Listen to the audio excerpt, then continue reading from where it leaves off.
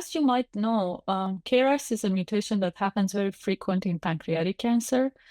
It actually is the driver in about 95% of the cases. Most of the alterations or most of the KRAS mutations are KRAS G12D, which consists of about 40%, KRAS G12V, which is about 30% of cases.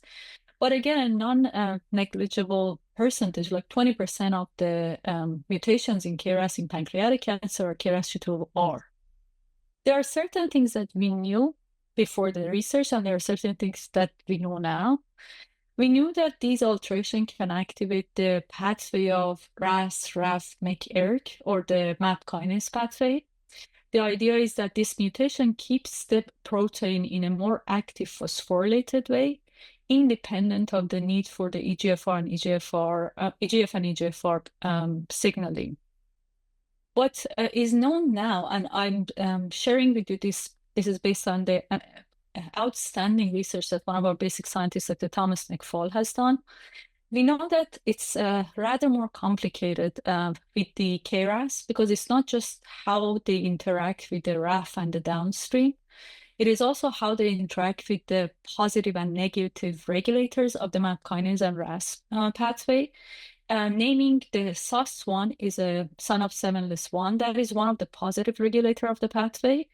And NF1 or neurofibromin 1, that is one of the negative regulator.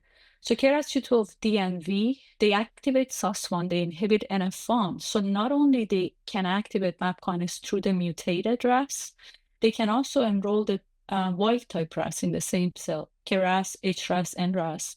And that leads to a very strong MAP kinase activation in the same cancer cell. KRAS G12R does not do that. It cannot really interact with NF1 and SOS1. So truly all that is done in the KRAS G12R mutated cells is activation of MAP kinase through the KRAS G12R itself and not the wild type RAS. And that leads to a very different and very attenuated MAP kinase signaling. And that can lead to differential response in G12R as opposed to other types of KRASs.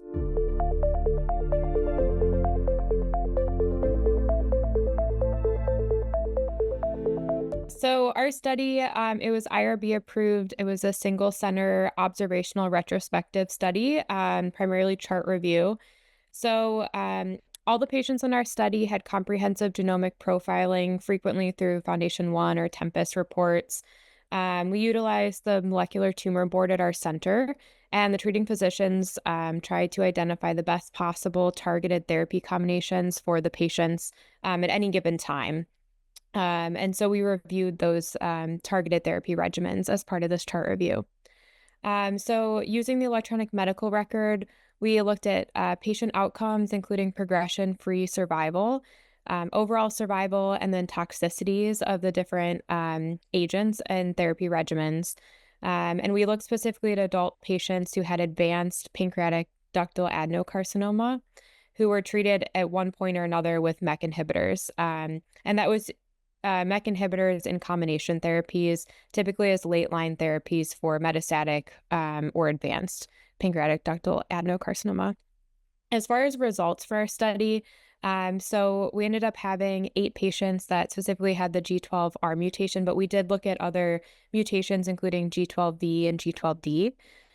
So I think the key outcome of our study was that median progression-free survival for the G12R patients was 4.9 months on MEK inhibitors. And compared to, similar standard chemotherapy regimens at this line of treatment and at this advanced stage of disease, this is a modest improvement from what we would typically see. And then we also looked at the KRAS G12V or D alterations, and their progression-free survival was only about 2.3 more months.